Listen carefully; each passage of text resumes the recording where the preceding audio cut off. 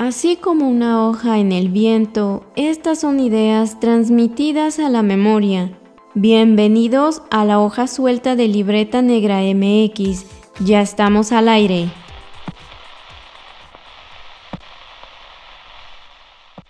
Bienvenidos a un capítulo más de La Hoja Suelta, el podcast donde debrayamos un poco sobre historia, cultura y arqueología. En esta ocasión vamos a platicar sobre un tema que ha pasado un poco bajo el agua en esta crisis sanitaria.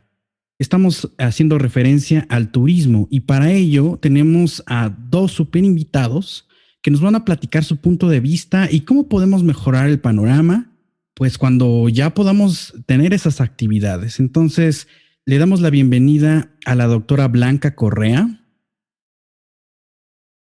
Hola Omar, muchas gracias. Y a un invitado ya recurrente, Daniel Salinas. ¿Qué tal? Un placer estar aquí. Gracias. Y pues se trata esto de pues ver qué es lo que está sucediendo actualmente y pues caracterizar un poco que a lo mejor hay ciertas vías para mejorar la situación y no solamente la situación específica de esta crisis mundial, sino de mejorar todo el turismo en general, porque siempre ha tenido como ciertas críticas y demás respecto a cómo se hace la interacción entre las comunidades, entre el turista, entre una industria económica muy grande. Entonces vamos a platicar un poco de eso y podríamos comenzar justamente caracterizando al turista. ¿Cómo es el turista moderno? ¿Qué conductas tiene? Y pues bueno, ¿qué es lo que le interesa a esta persona o a estas personas que van a viajar de un lado a otro, ¿no? Entonces, ¿qué opinan al respecto? Gracias, Omar. Pues bueno, el turista hoy en día pues es un turista informado, es un turista tecnológico, ¿no? Y por lo tanto, esto hace que sea un turista más exigente que el que se tenía en las décadas de los 80s, los 90s, cuando la gente viajaba solamente por medio de paquetes que armaban las agencias de viajes, ¿no? O sea, la verdad es que lo que es la tecnología, la accesibilidad, por ejemplo, ahorita con los teléfonos inteligentes, con el internet, con todo esto, pues ha revolucionado la industria de los viajes de una manera impresionante. Ahora bien, ¿esto cómo impacta? Pues bueno, de entrada, tenemos gente informada porque todo ya lo googleamos, ¿no? Si tú vas a viajar, por supuesto que googleas o buscas hacia dónde, el destino que ofrece, qué hay que hacer, etcétera. Por otro lado, pues buscas mantenerte conectado lo más dentro del destino, ¿no? O sea, que en ningún momento te pierdas. Y la otra es que el turista, a partir de toda esta tecnología, toda esta información que recibe, pues está buscando experiencias.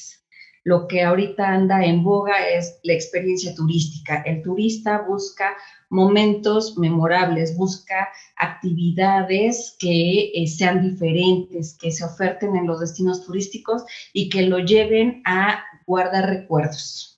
Ese es el turista de ahorita. Por ejemplo, en los años 90, dos autores que se llaman Pine y Gilmore hablaron como de la experiencia, la economía de la experiencia como la siguiente oferta económica, ¿no? Y lo que ellos establecen es que las personas están dispuestas a pagar por aquellas justamente experiencias, momentos que no están directamente relacionados con el producto que les van a vender, sino con la historia alrededor, las emociones, el momento que tú digas, híjole, es que, o sea, yo no me llevé esto, digamos, materialmente hablando, pero es que estuve en donde pocos han estado, ¿no? Tuve la oportunidad de aprender algo que pocos han aprendido, ¿no? Ese tipo de cosas. Obviamente, pues el turismo no es la excepción. Entonces, ahorita, pues eso es lo que busca el turista, la experiencia turística, ¿no? Lo diferente. Esto está súper interesante porque podríamos definir como cierto turismo a partir de ciertas épocas y a pesar de que el nicho del turismo en sí es ir a conocer, ¿no? otros mundos, ahora tenemos una dinámica de preconcepción, es decir, el turista más o menos ya ubica qué es lo que está visitando Y con todas las tecnologías de la comunicación y la información, pues es mucho más fácil acceder a, pues a todo esto, ¿no? O sea, revisar, como bien dices, Blanca, la información antes de visitar y a lo mejor ya no pierdes tanto tiempo en estar buscando el camino incluso o el lugar, el museo, lo que sea. E incluso esta parte de la experiencia, pues también tiene una liga o ha crecido, cambiado en estos últimos 10 años, donde también se busca una experiencia que esté ligada con las redes sociales, ¿no? Esta instagramización turística, ¿no? O sea, vas y estás buscando la foto más espectacular y demás. Y bueno, respecto a las visitas, bueno, hay muchos temas que un turista busca, ¿no? O sea, desde zonas arqueológicas, museos, hasta destinos donde ya vas a descansar o tener otro tipo de paisajes. Daniel, ¿tú qué opinas respecto a esta dinámica del turismo moderno? Pues sí, yo creo que sí han cambiado mucho las cosas, pero a la vez también hay muchas cosas que siguen siendo igual, o sea, que siguen siendo igual que hace 100 años o más cuando empezaba el turismo. Al final de cuentas, el turista busca lo otro, lo diferente, lo que rompe con la cotidianidad de su vida diaria, ¿no? Que esto, pues sí, tiene mucho que ver con pues la evolución del turismo como una industria, pues ya del capitalismo realmente, en el siglo XIX y el siglo XX, que es esta búsqueda de algo diferente, como bien menciona así, las experiencias, que eso se ha ido, sí, efectivamente agudizando cada vez más y ya no es tanto como el producto eh, del lugar, sino qué haces en el lugar, ¿no? Pero siempre se busca esto, por un lado, cambiar de escenario, de paisaje, de lugar, y pues yéndonos un poco a esto que mencionabas de los sitios arqueológicos, los museos, se busca mucho también, bueno, está esta rama del turismo cultural, ¿no? Y esta es otra parte de siempre también conocer, pues, otras culturas, cómo son, qué se come en otros lados, cómo se viste la gente, cómo hablan. Que también es curioso como, pues, con la globalización, esas diferencias se han ido limando y eh, a la vez cada vez es más difícil acceder a esas cosas que son completamente diferentes a lo que estamos acostumbrados, ¿no? Pero a la vez los hace más deseables. Eh, y por eso el turismo se ha extendido realmente pues a todas las partes del mundo. Realmente es difícil que haya todavía lugares en donde no, claro, con escalas, ¿no? Hay lugares donde es muchísimo más fácil viajar y otros que sí presenta un gran reto, pero yo creo que esa búsqueda por lo diferente, por el otro, sigue siendo en parte el motor, ¿no? Pero sí, claro, en las experiencias cotidianas, esta búsqueda de las experiencias, las redes sociales, el hecho de que sí, ya, pues todo lo tienes en la mano, ¿no? Inclusive puede que sí, claro, te preparas, pero también no es como que tienes que averiguar dónde vas a comer durante el viaje, porque el día en la tarde dices, ¿dónde vamos a cenar? A ver, vamos a ver rápido aquí en el mapa. Bueno, hay un restaurante tal y tal y tal, tiene tantas estrellas, vamos, ¿no? Se ha facilitado muchísimo más, como bien mencionara la doctora Blanca, ¿no? Es algo muy curioso cómo ha ido evolucionando. Y hablando de esta evolución o desarrollo del turismo, quizá a veces lo vemos un poco más desde la parte del visitante, ¿no? O sea, esta perspectiva de qué es lo que está buscando el visitante. Pero es muy importante poner en la mesa la situación de quien trabaja dentro de esta industria, ¿no? O sea, muchas veces dejamos o no pensamos como, oh, sí, bueno, el turismo está ayudando a este país o a esta región porque van y hay una derrama económica. Pero ¿qué necesitaría preparar justamente los sitios que reciben todos estos turistas? Pues para maximizar su uso, su desarrollo y pues básicamente su ganancia, ¿no? O sea, estamos hablando de un sentido de profesionalización. Entonces, ¿qué estaríamos buscando ahí? O sea, si tenemos el perfil del turista moderno, pues ¿cómo sería el perfil del profesionista moderno dentro del turismo? Ese punto que tocas es bien importante, Omar, porque, por ejemplo, viéndolo desde el punto de vista económico, pues bueno, sí, nuestro país es competitivo a nivel internacional en turismo. Eso es algo que como mencionas al principio, la crítica al turismo es algo que muchas veces no se ve. Sin embargo, pues bueno, por ejemplo, de acuerdo con el Foro Económico Mundial, en el índice de competitividad turística, México es el número 19 de 130 y pico de economías a nivel mundial hablando de turismo, ¿no? A nivel turístico, digamos, México es mucho mejor que en la competitividad general, o sea, económica como país en el mundo estamos en el lugar, perdón, 40 y pico, mientras que en turístico estamos en el lugar 19, de acuerdo al Foro Económico. Y esto representa pues una oportunidad también para desarrollar el turismo como actividad económica para las comunidades. Sin embargo, como bien lo mencionas, pues bueno, necesitamos, para ser un país competitivo turísticamente, necesitamos que la gente sepa o se profesionalice a la hora de recibir turistas, o sea, que tengamos ese conocimiento. ¿Por qué? Porque el turismo a nivel internacional ya es competitivo. Me explico, o sea, ahorita los turistas o los destinos más bien estamos peleando que los turistas nos elijan a través de estas experiencias, a través de lo diferente. O sea, ya no es nada más que nos elijan porque tengo la playa bonita o porque tengo la zona arqueológica bien padre, sino porque hay algo más alrededor, ¿no? Como bien mencionaba Daniel, o sea, hay algo que hacer en el lugar. Entonces, a partir de eso, pues bueno, necesitamos que la gente esté preparada, que la gente sepa atenderlos. Y algo que padece en ese sentido nuestro país es eso, que no hay una profesionalización del turismo. Es decir, que no hay suficiente capacitación o preparación para atender al turista, por ejemplo, la calidad, el servicio, las certificaciones, ¿no? Que nos avalen como un destino más competitivo. En ese sentido, pues bueno, no, con esto no quiero decir que todos tengan que estudiar turismo para poder atender al turista, pero sí, sí prepararnos, ¿no? Para atender al diferente tipo de turista que viene, porque obviamente tenemos un turista extranjero que tiene ciertas demandas, tenemos un turista nacional que tiene ciertas demandas, pero de repente, sobre todo a nivel micro o a nivel, por ejemplo, turismo rural, turismo comunitario, que pues obviamente muchas de las comunidades se abren, por así decirlo, al público, a que quieren recibir turistas y no cuentan con esa capacitación, ¿no? O sea, si son habitualmente comunidades que no están acostumbradas, por ejemplo, a ir a un restaurante, ir a un hotel y demás, pues de repente ellos así como de, ¿y luego qué hacemos, no? ¿Cómo atendemos al turista? Que tú esperas, no sé, por ejemplo, tú vas de la ciudad y tú dices, oye, es que, ¿por qué te tardas tanto en prepararme unas quesadillas, no? Cuando, por ejemplo, a lo mejor en provincia, pues tú dices, ¿cuál es la prisa? Ahí viven más lento que en la ciudad, ¿no? Oye, pero es que, no sé, digo, hay moscas alrededor y para ellos, pues, ¿sabes qué? Pues estamos en lo natural y cómo evitamos, ¿no? Este tipo de cosas.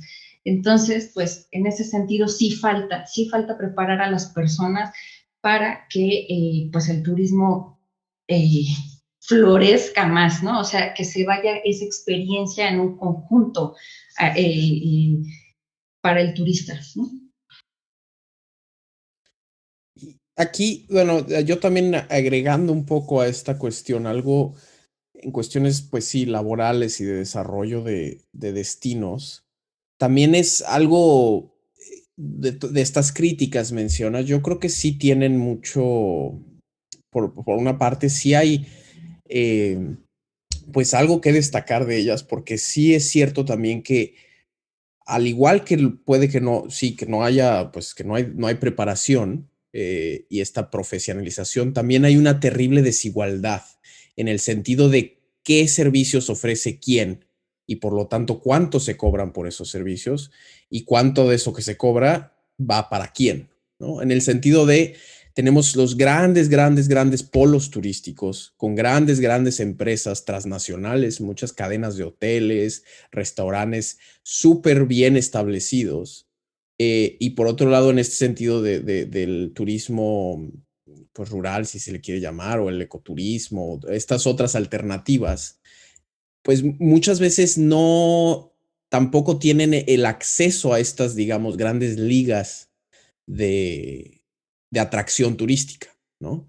No es lo mismo un restaurante en la playa en Cancún que una fonda en una playa en Oaxaca o en una comunidad ni siquiera en la playa, ¿no? En ya tierra adentro, en Veracruz o en Morelos, ¿no? Entonces, esto también es parte yo creo, un poco de la problemática actual y que con la pandemia lo mostró la vulnerabilidad del sector. eh, y especialmente, pues, de estos pequeños prestadores de servicios y de los empleados de los grandes prestadores de servicio, ¿no? O sea, toda esta mano de obra que eh, pues es la que hace que funcione la máquina del turismo, pues también las condiciones laborales no son ideales. Realmente los que se enriquecen muchas veces son, pues sí, los dueños, los accionistas y no tanto, pues los empleados, que esto es un problema no solo de la industria turística, yo diría que es un problema muy sistémico del, pues el modelo en el que vivimos, no solo en México, sino en la mayoría del mundo, ¿no? Pero sí es algo también que cada vez creo se ha hecho más visible y por algo, ¿no? De estas desigualdades en cuanto a quién se enriquece y quién no. Y que por eso también justamente o sea, organismos como la Organización Mundial del Turismo, la WTTC, pues llaman, ¿no? Justamente a generar o a diversificar el turismo. Porque una de las grandes críticas, pues es que esto justamente que menciona Daniel es lo que se da habitualmente en destinos sol y playa, en destinos ya muy posicionados como Cancún, como en el caso de México, ¿no? Como Cancún, como Los Cabos, ¿no?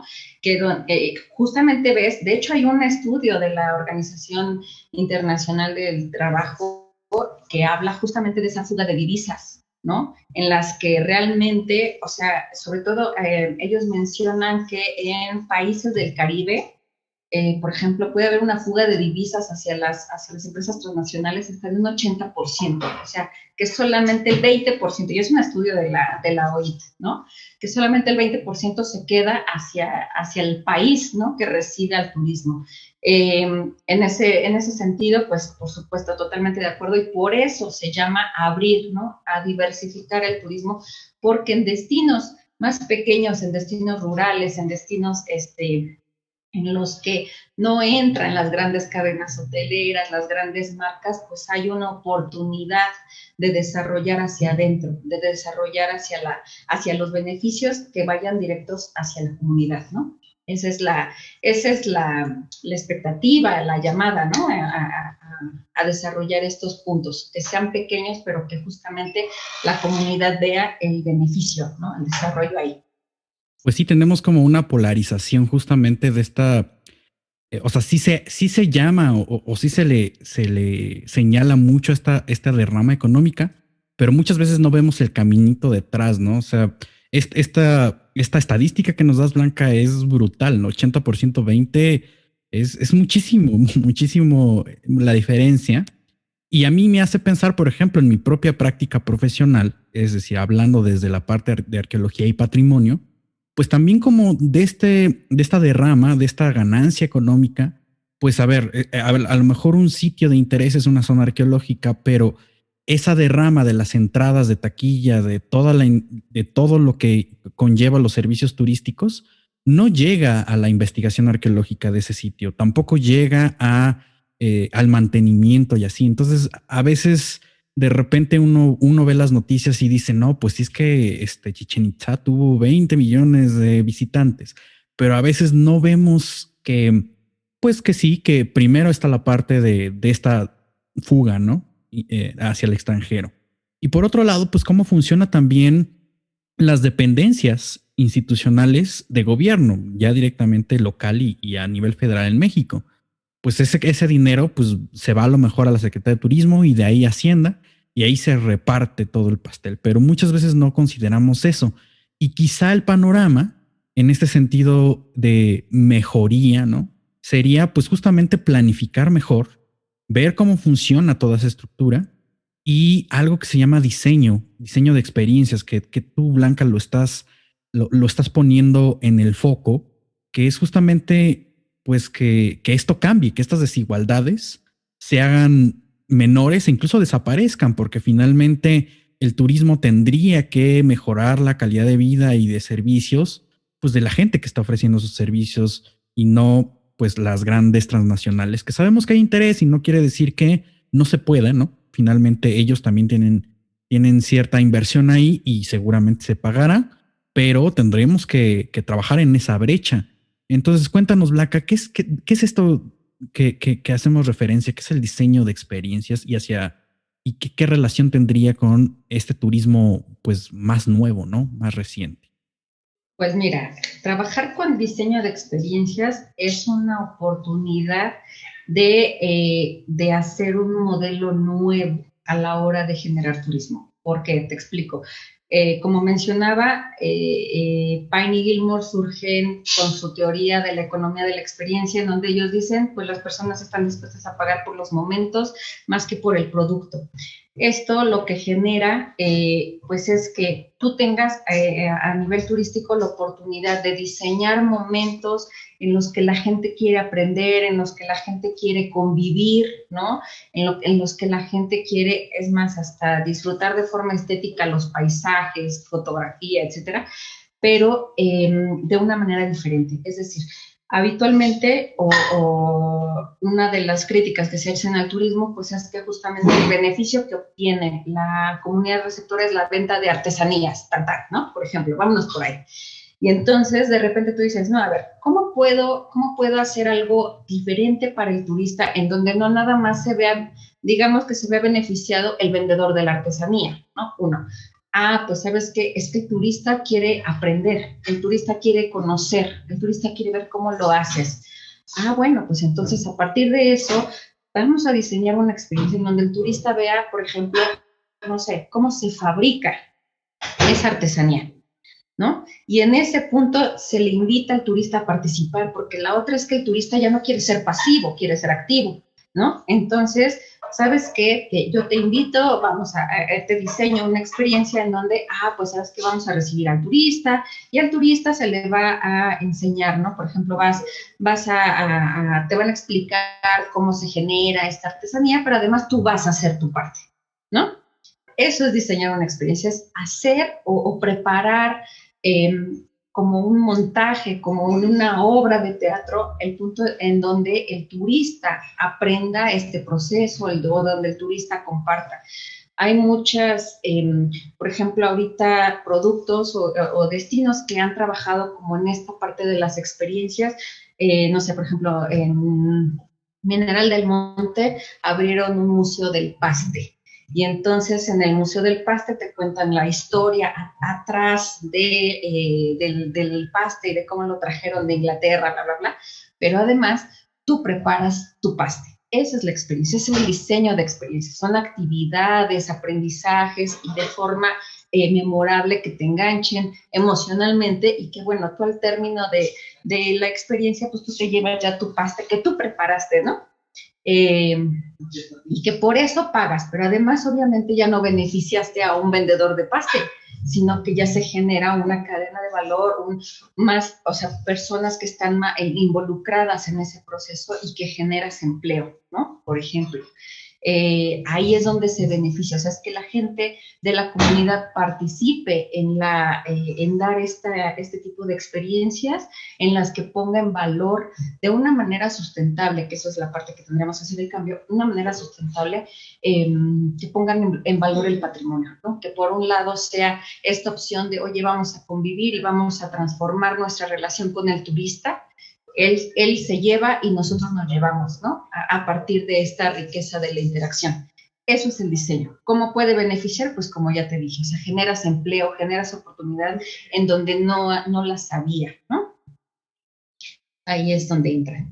No, pues yo me quedo con dos cosas, que es esta parte de cambiar la perspectiva del turismo, que ya no se enfoca en el producto, como bien dices, sino, no sé si puedo hacer el traslado directo, sería más bien como una serie del conocimiento, o sea, no es el producto, sino el conocimiento que hay detrás, quizá, ahorita lo podemos comentar. Y la historia. exactamente, como, es que sí, tú generas experiencias a partir de un conocimiento o de estas interacciones con ese conocimiento. Y eso es muy interesante también. Y la otra parte, pues el concepto clave que acabas de decir, sustentabilidad, ¿no? Porque finalmente eso es lo que necesitamos también, pues no solamente en el turismo, sino en el modelo económico y en el medioambiental. Y bueno, nos falta sustentabilidad en todos lados. Pero bueno, Daniel, ¿tú qué opinas?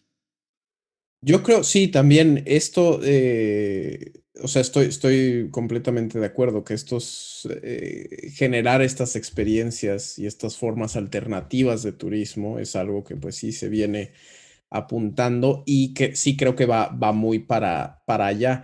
Y sí es clave esto de la sustentabilidad en muchos niveles, ¿no? Porque un poco retomando lo que mencionabas, Omar, pues el sitio arqueológico puede que tenga los cientos de miles de visitas, pero si no hay una reinyección de eso, que un poco se ve con estos dos grandes ámbitos que el turismo consume, que es, por un lado, sí, llamémoslo patrimonio cultural, y por otro lado, el natural, la naturaleza, ¿no? Los paisajes, las playas, los ríos, los cañones. Y por otro lado, sí, los sitios arqueológicos, los monumentos históricos, los museos, los centros históricos de las ciudades. Eh, pues me viene mucho a la mente parte de estas críticas al modelo actual del turismo, que a diferencia de lo que se decía mucho antes, de que el turismo era como una industria no extractivista, porque no talabas árboles, no sacabas carbón, no hacías hoyos, pero ya más bien es como, no, si el turismo realmente aprovecha todas estas cosas que ya están para generar un negocio y no hay esta retribución. Entonces, a la larga, se acaban estas cosas. Las cosas no duran para siempre. Si metes cientos de miles de turistas, de visitantes en un cenote, por un caso muy pues, conocido en Yucatán, ¿no? Pues se va a acabar. Lo mismo con los sitios arqueológicos, los mismos, si no se cuida, si no, como bien mencionaba Blanca, si no gana también el sitio y la comunidad receptora, ¿no? Entonces yo creo que eso es un punto clave y también creo que una parte considerable de esta definición, regresando a lo que hablábamos al principio de los nuevos turistas, también está empezando ya a tener conciencia de eso y a exigir un poco eso al momento de ellos decidir dónde gastan su dinero. Creo que cada vez más pues sí, con el ambiente social ecológico en el que vivimos, en el que ya es como bastante imposible no tomar en cuenta la crisis en la que estamos, pues sí, más conscientemente dices, bueno, sí quiero seguir yendo de vacaciones, pero ya voy a fijarme dónde gasto mi dinero, ¿no? Y checar si mi hotel tiene un buen manejo de aguas, por ejemplo, o si el restaurante tiene una buena política laboral, ¿no? Retomando todo este escándalo que ha habido muy recientemente con lo de los restaurantes y la explotación laboral.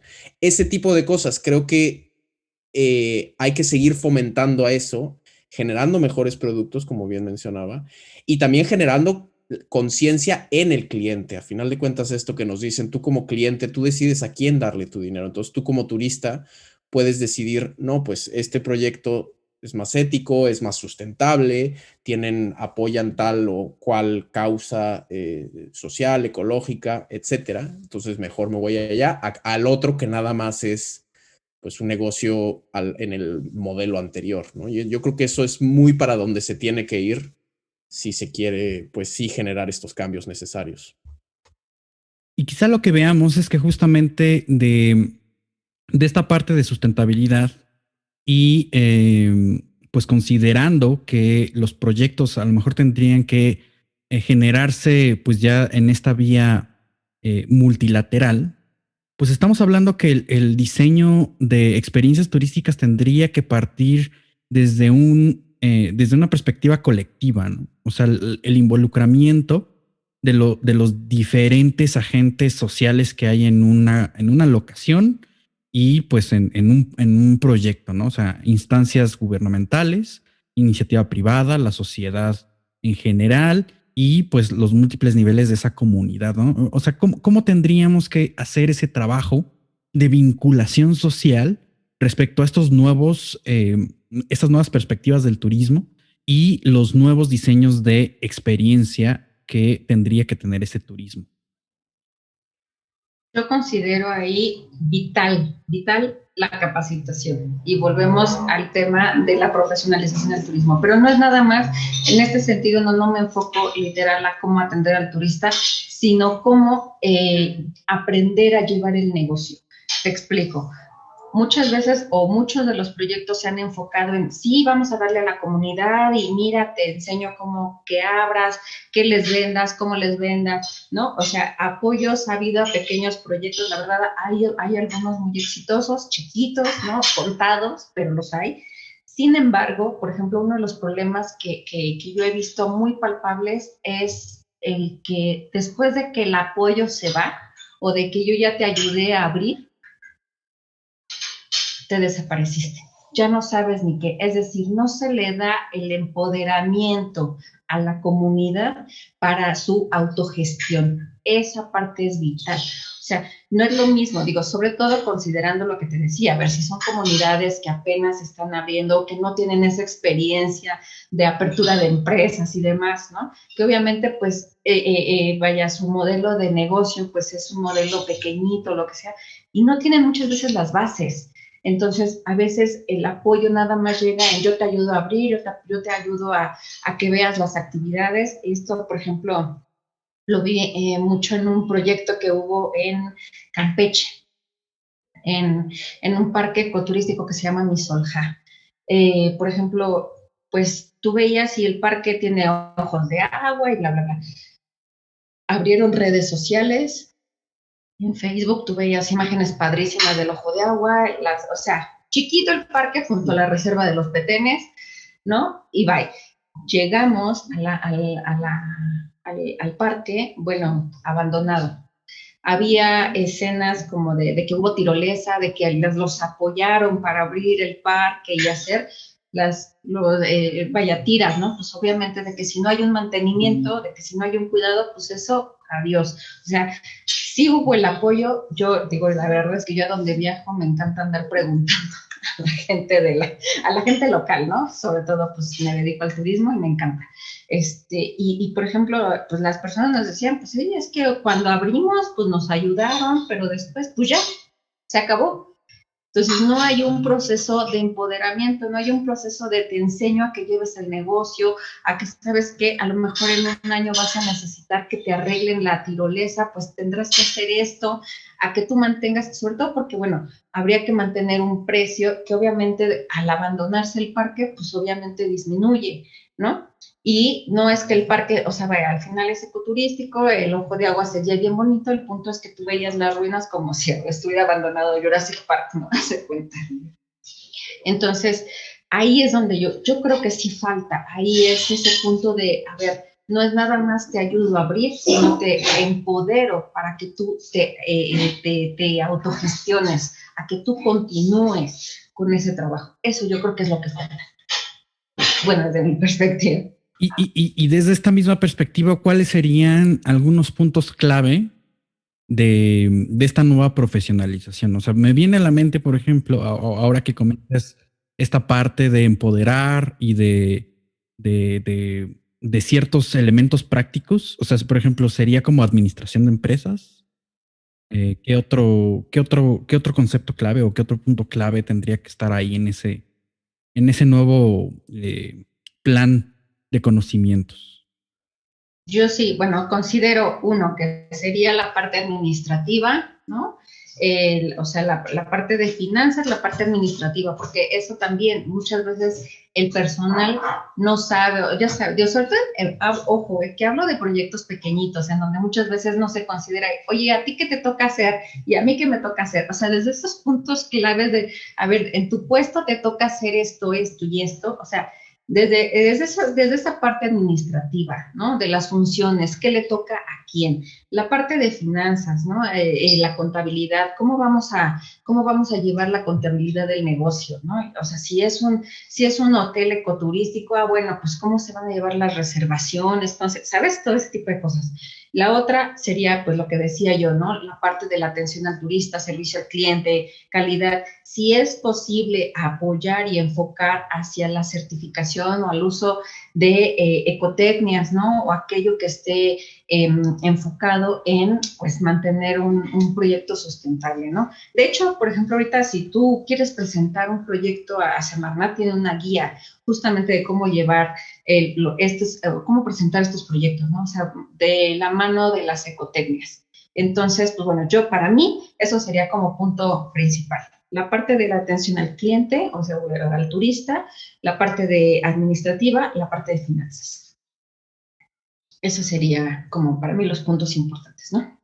Y quizá un poco nosotros en una esfera no totalmente fuera, porque tenemos muchos intereses dentro, pero como especialistas del patrimonio, Daniel, ¿cuáles serían estos puntos clave que tendríamos que tomar en cuenta, pues primero como esta vía de ser especialistas del tema y pues también del otro lado, ¿no? O sea, dentro de la industria turística.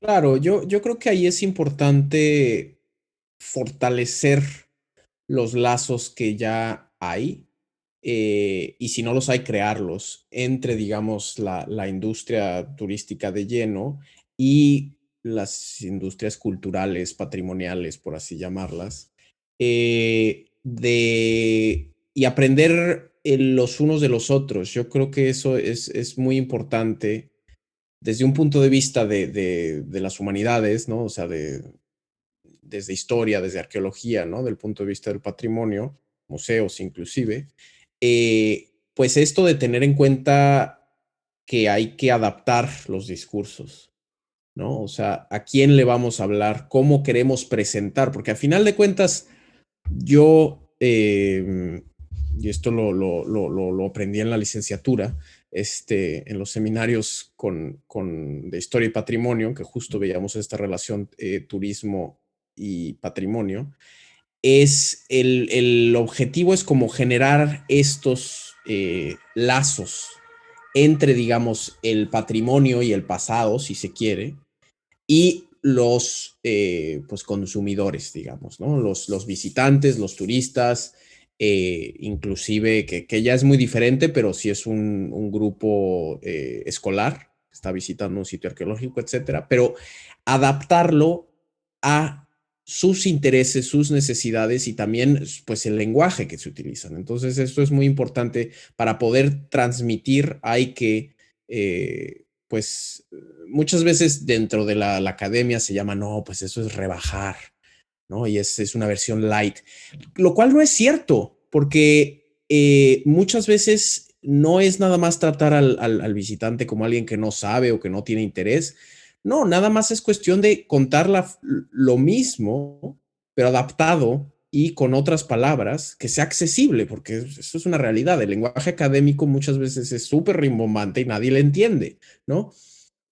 O que muchas veces va de la mano, también es como clavarse en el detalle y en la minucia del detallito de no sé qué, que a lo largo lo hace muy aburrido, ¿no? En historia es clásico de nombres y fechas y ya. Y eso es como, ¿no? Saber cómo contar una historia, ¿no? Si estás hablando de la interpretación de un sitio arqueológico, de un museo, de un edificio histórico, cómo narrar de una manera que haya una respuesta emotiva, que se vean reflejados y generar ese interés que puede que ya está ahí, avivarlo, ¿no? Entonces, eso es muy importante. Y también, pero sí teniendo ciertas como pues estándares de qué es lo que se va a contar, ¿no? Tampoco no nada más irte por la vía fácil, que algo, bueno, yo creo que muchas empresas turísticas hacen, muchos guías de turistas y turibuses y este tipo de cosas, que es nada más irte por la leyenda y que quién sabe, qué importa si pasó o no, no, que aquí vivió la Malinche y que por aquí pasó Cortés y que no sé qué, y nada más como jugarle a esta, pues sí, leyenda, estos mitos muy asociados, pues sí, a las figuras históricas, ¿no? que a final de cuentas se quedan muy superficial y es nada más como para decir, pues esto tiene muchos años y gente muy importante tuvo que ver con este edificio. Pero esto tampoco no enriquece desde mi punto de vista y no le hace justicia pues a los sitios que se están viviendo. Y justo en este sentido de lo que puede ganar el turista, pues muchas veces tampoco pues no hay este rigor, no hay esta como, pues, ¿cómo decirlo? Sí, como pues la riqueza de narrativa sin caer en nada más estos simplismos históricos de los mitos y de la leyenda y la Llorona y lo que sea, los sensacionalismos, ¿no? Que eso mucho también se hace. Yo creo que sí se puede y se debería de generar estas experiencias donde sí se exponga, se explore de una manera más significativa, pues los diferentes significados que tienen los sitios patrimoniales, ¿no? Y si me permites agregar, perdón, yo creo que, bueno, ahorita aprovechando lo que mencionó Daniel, a mí se me hace bien, bien importante, fíjate. Agarramos al turista que ahorita es diferente, que el turista esté informado y que quiere aprender, que quiere conocer, que quiere intercambiar con la comunidad receptora.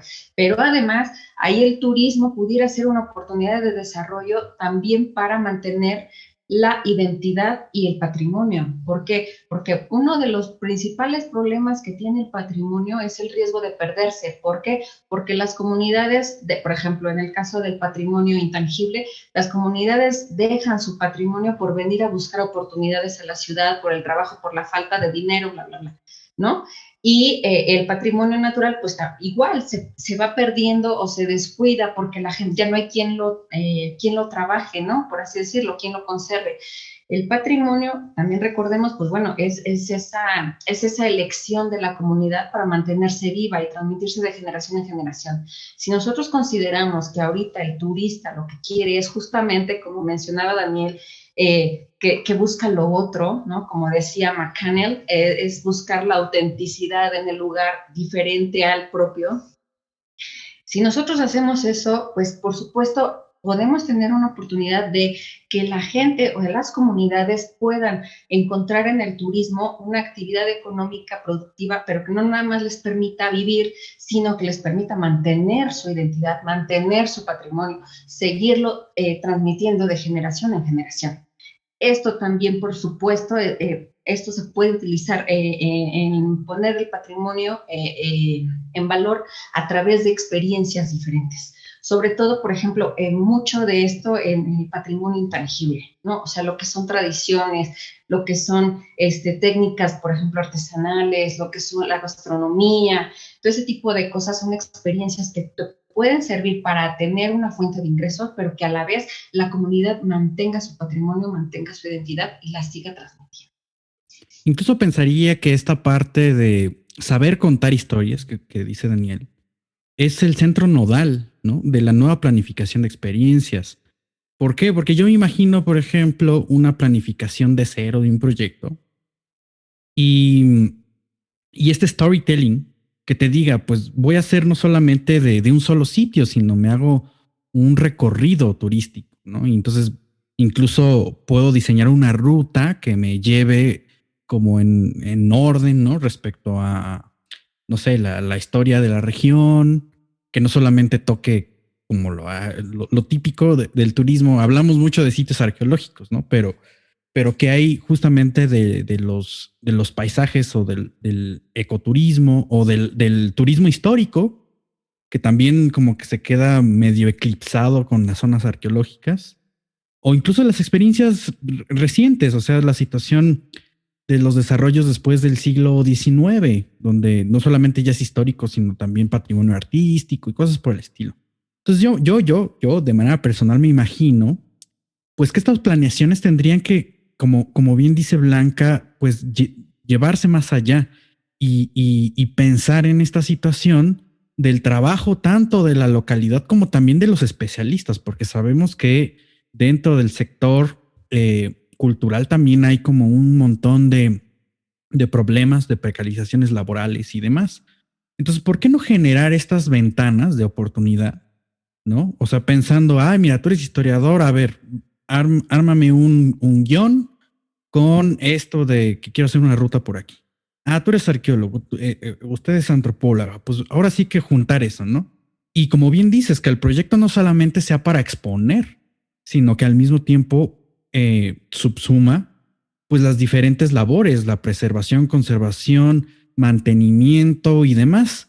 Y esto no lo vemos en una perspectiva institucional, porque incluso a nivel federal, pues está la Secretaría de Turismo y está la Secretaría de Cultura. Solo en algunos estados existe como una combinación ahí, es cultura y turismo o turismo y cultura.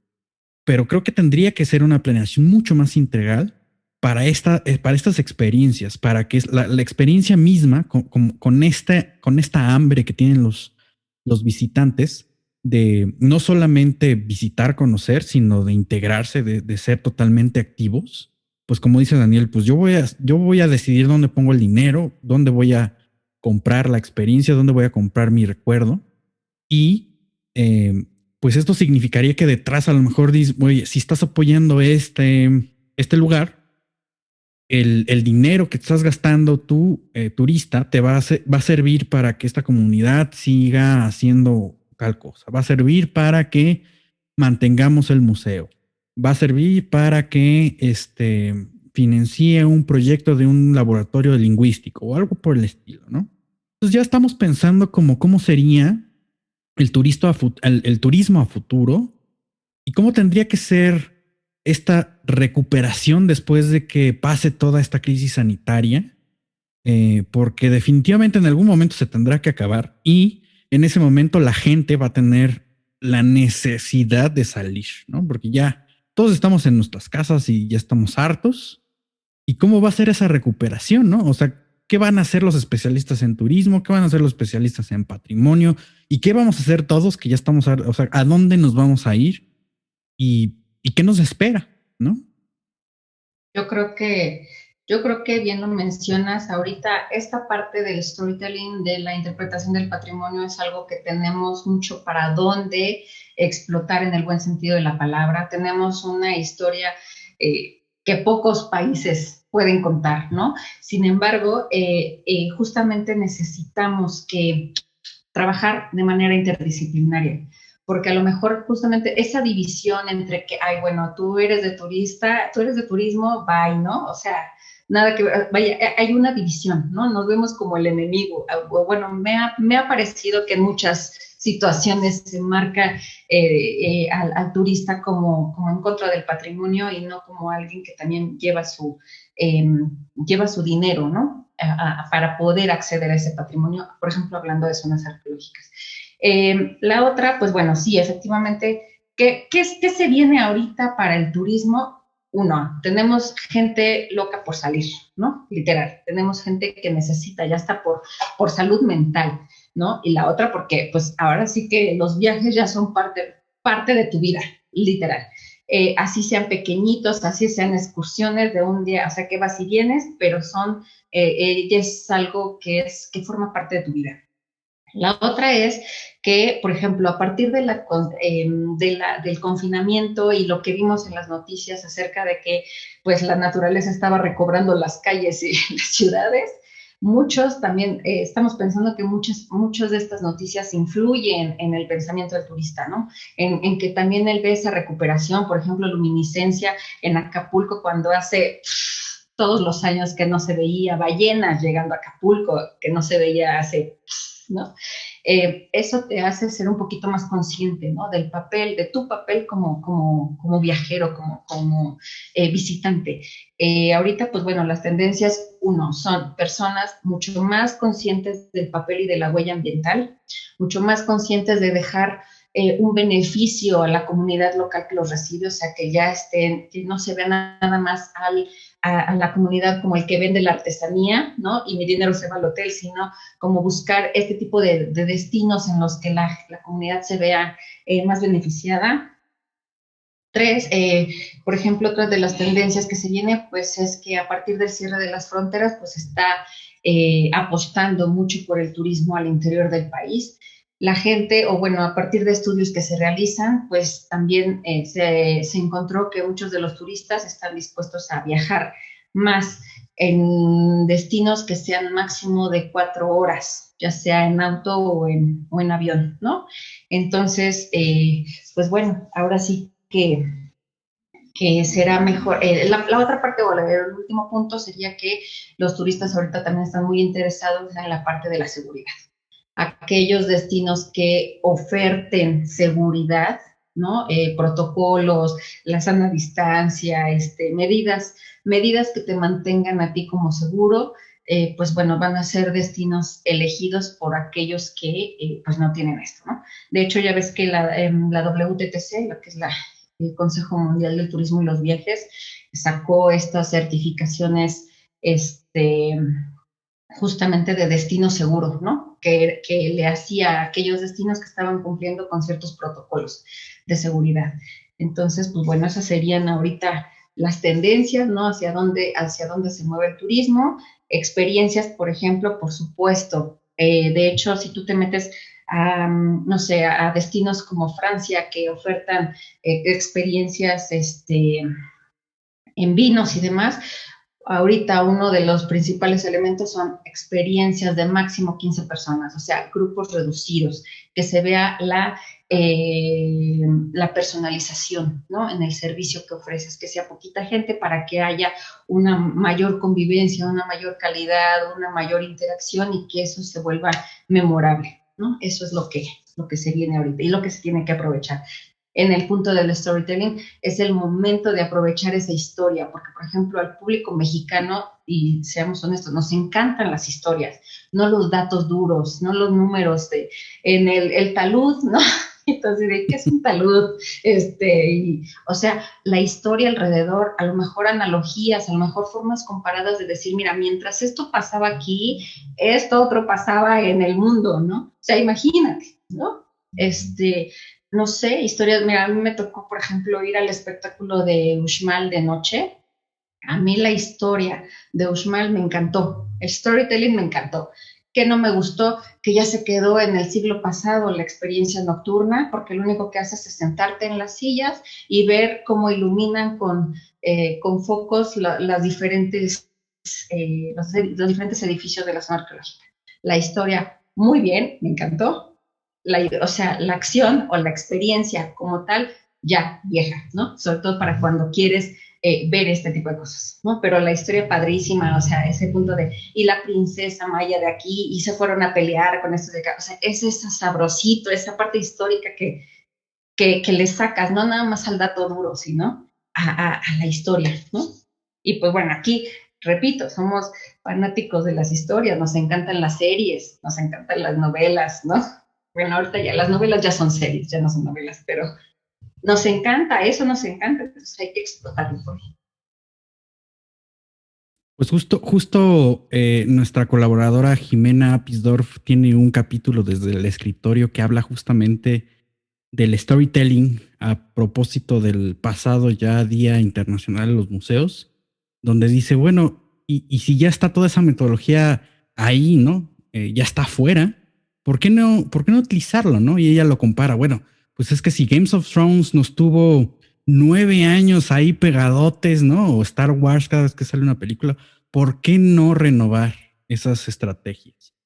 Y pues creo que tiene mucho sentido. Hay que trabajar de manera integral, hay que integrar especialistas, integrar las voces también de los intereses locales y pues los diferentes niveles de gobierno.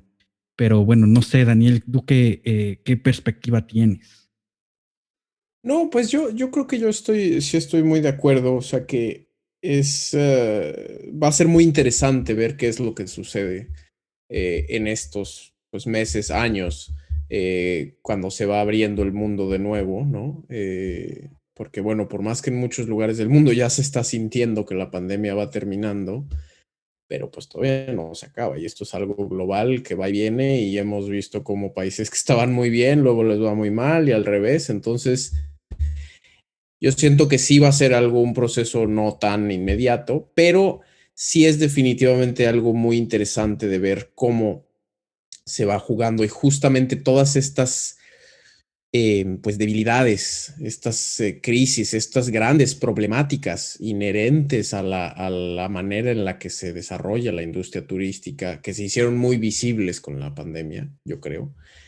Ver qué tanto realmente cambian las cosas o no. Uno esperaría que sí, como hemos estado hablando de estas nuevas propuestas, de estas nuevas pues usos y proyectos más sustentables, más con una redistribución más equitativa, ¿no? Más justa, etcétera, pues uno esperaría que sí sea para allá, para donde se vaya, ¿no? Pero yo creo que también hay que hacerlo muy conscientemente.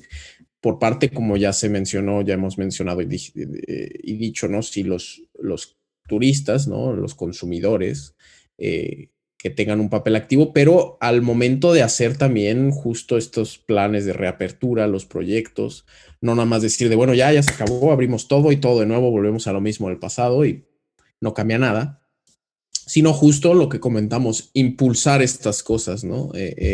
Estos proyectos más participativos, más sustentables, y retomando un poco esto del papel que, pues esta relación entre turismo y patrimonio, que a mí es algo que me ha interesado y estudiado por mucho tiempo, sí es bien curioso cómo es un hilo muy fino por el que se camina en ese potencial que muchas veces es una realidad que sí ayuda a revitalizar expresiones culturales, patrimonio inmaterial, patrimonio material también, o sea, sí se puede beneficiar, pero también sí es muy fácil caer de nuevo, caer en la caricatura, caer en la comercialización desfrenada, en la que pierde realmente todo el sentido y nada más acabas con una disneyificación de las tradiciones o del patrimonio, de lo que quieras, ¿no? Y ya nada más es el cliché, ¿no? Que es algo que se ha visto, que pues ha pasado en muchos lugares del mundo, no solo en México, eh, cuando pues ya no tiene ningún sentido para nadie, ¿no? Porque ya no se mantiene viva la tradición y luego llega un punto en que el mismo turista ya es como, pues esto no es lo que, en esto regresándole la búsqueda de la autenticidad y de la otredad auténtica, pues veas y dices, esto parece una película, ¿no? No es real. Entonces, justo en esta reapertura, hay que también no quitar el dedo del renglón en eso, ¿no? De que sí se pueden hacer las cosas bien, pero no se van a dar solitas. Yo sí creo que si das rienda suelta, a final de cuentas, pues ahora sí que la bestia del capitalismo nada más le importa el dinero y se van a ir por lo más rápido, lo más fácil y lo que tenga una retribución económica más inmediata. Y esto no es sustentable en ningún sentido de la palabra, no solo en el ecológico, sino como ya veíamos esto de los proyectos que mencionó Blanca, que es como, bueno, sí, los montamos, todo muy bien, ya metemos esa inyección de dinero para desarrollar y luego pues ya se acabó y en unos años no hay una continuidad, ¿no? Entonces sí es bien importante mantener el dedo en el renglón para evitar pues que nada más las cosas sigan como iban o que empeoren, porque pues también esa es otra posibilidad, que es yo creo que lo que nadie quiere, pero pues justo hay que trabajar para que más bien la balanza se vaya pues del lado positivo de esta. Yo muchas veces digo que el turismo es como un arma de doble filo en ese sentido. Tiene mucho potencial, pero también hay grandes riesgos, ¿no? Entonces hay que continuamente sacarle el mejor provecho para todos y no solo para unos cuantos, ¿no? Y hay que trabajar fíjate, muy acertado lo que menciona Daniel, trabajar con los destinos turísticos, con sus funcionarios públicos, porque justamente muchas veces el turismo se ve como esa oportunidad económica, ¿no? Y la da, el turismo la da. El punto es que te vas por lo más fácil y no por el buen camino, es decir, por ejemplo, no es lo mismo, o ahorita, cómo funciona el marketing, ¿no? Tú nada más ponte en tus redes sociales el destino y ¡fum! Se vuelve un boom, ¿no? La moda es ir al destino porque mira todas las fotos en las redes sociales. Y eso es lo más sencillo. El punto es, prepara antes tu destino para que ese tipo de cosas no lleguen. Y eso es algo que falta. Eso es algo que se tiene que trabajar. preparar el destino, preparar gestionar cómo se va a trabajar desde la parte sustentable, ¿no? Porque obviamente, por ejemplo, el turismo va a traer, obviamente, visitantes que van a dejar basura, y no hablo de basura en las calles, sino de basura por el consumo, de la comida o lo que tú quieras, y muchas veces los destinos no se preparan para eso. ¿Sale? O sea, esto, por ejemplo, pasó en destinos como estas playas de Nayarit que estaban como muy vírgenes, no me acuerdo si era Guayabitas o algo así la playa, que era un lugarcito chiquito y de repente, ¡pum!, le hacen una sola campaña de marketing, México desconocido, las redes, y de repente la capacidad de carga sobrepasada, no hay agua, no hay servicios, por ejemplo, de recolección de basura, pues obviamente, ¿por qué? Porque el turista llega y va a dejar basura, no porque no lo eduques o no porque no, sino porque es parte del consumo, ¿no? Todos generamos basura. Entonces, ese es un punto importante que bien dice Daniel, o sea, hay que trabajar de manera correcta, o sea, hay que preparar al destino, hay que considerar todas las aristas de qué va a pasar en cuanto llegue el turista y dejar al final la publicidad. Y ahorita se hace al revés, ¿no? Se tiene primero la publicidad, traigamos turistas, el turista te deja su dinero tan, ya después ahí ves cómo te arreglas, ¿no? Y destinos como, no sé, Valle de Bravo, cosas, o sea, que de repente se tiene que quedar el fin de semana con la basura tirada en la calle porque no pasa el camión de la basura hasta el martes, ¿no? O sea, puntos bien importantes a considerar, y también ahí sí se los digo, yo sí soy como muy promotora, para mí el turismo es mi vida, me encanta el turismo, pero también estoy consciente, ¿no?, de que el turismo no es nada más trae turistas, hay que preparar al destino, hay que saber qué hacer, porque justamente sabemos que el turista viaja la principal razón es el atractivo turístico o el patrimonio en este caso, ¿no?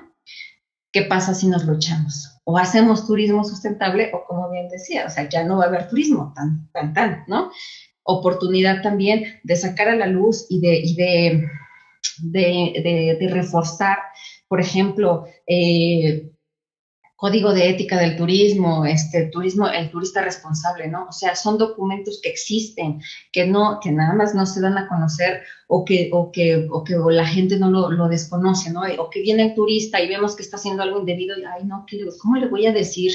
No, nosotros tenemos que cuidar nuestro patrimonio. Nosotros también, por ejemplo, esa parte de la comunidad es la oportunidad de decirle al turista, a ver, aquí, ¿cómo te tienes que comportar? Porque es mi patrimonio, ¿no? Porque es mi casa, porque es mi bosque, porque es mi lago, ¿no? Porque entonces, o sea, es una buena oportunidad de enseñarle al turista. Tú ya viste lo que pasó con el confinamiento, bueno, pues aquí cuidamos, ¿no? Es un gran reto, pero yo creo que sí es una muy, muy buena oportunidad, ¿no? De hacer las cosas como bien dice Daniel, hacerlas bien. Tenemos un gran camino por delante todavía, y con estos nuevos aprendizajes que nos ha traído la pandemia, el encierro y pues estando en nuestras casas, esta actividad reflexiva. Y sin duda hay que pensarlo, porque en casos arqueológicos no es diferente, y quizá tendremos que juntarnos otro día para platicar esto, porque se nos ha acabado el tiempo, porque bueno, ha habido casos en donde incluso se cierran las áreas de un espacio arqueológico porque pues ya tiene una degradación. Entonces hay que pensar que los recursos o en ese sentido las experiencias turísticas pues también son finitos, ¿no? En el sentido del patrimonio natural y el cultural. Entonces por eso hay que hacerlo de manera adecuada. Y pues bueno, esto ha sido una plática bastante enriquecedora respecto al turismo. Hay que seguir empujando esta perspectiva correcta, ética, sustentable, integral, colectiva y multidisciplinaria, y pues en ambivalente, ¿no? Para que pues no solamente sea una ganancia de un solo lado, pero bueno, pues nos vamos, y pues nada más recordarle a la audiencia dónde los pueden encontrar para que vayan, y también si tienen alguna duda, por ahí no sabemos si alguien nos escucha y de repente quiere desarrollar un programa, un proyecto turístico. Blanca, ¿dónde te pueden encontrar? ¿Alguna red social, página o dato de contacto? Mi correo, te doy mi correo porque no me lo sé, el Twitter y no es es zaccorrea@gmail.com, es Z-A cada kilo, CORREA @gmail.com. Gracias. Perfectísimo. Omar. No, pues gracias a ti, Blanca, y pues vamos a estar haciendo algunas cosas más, ya les contaremos, pero bueno, ahora sí que todo a su tiempo. Y Daniel, ¿dónde te pueden encontrar también? Yo estoy principalmente en Twitter, me pueden encontrar @DanielSalinas00. Ahí ando cotorreando, entonces pues cualquier cosa, ya saben. Perfectísimo, pues bueno, y también no olviden seguir a Libreta Negra MX. Compartan este video, compartan este podcast, dejen su like, porque eso también nos apoya muchísimo. Y pues estamos presentes en Twitter, en Facebook y todo nuestro contenido en YouTube, Spotify, iVoox e Himalaya. Y pues bueno, nos escuchamos la próxima semana aquí en La Hoja Suelta con algún otro tema, pero recuerden, el nuevo turismo está en nuestras manos y hay que trabajarlo de esa manera. Hasta luego, cuídense mucho porque seguimos todavía en pandemia. Bye. Bye. Gracias. Adiós, gracias. Bye. Gracias por acompañarnos. Nos escuchamos la próxima transmisión. Y en caso de que no nos veamos, buenos días, buenas tardes y buenas noches. Cultivamos memorias al aire.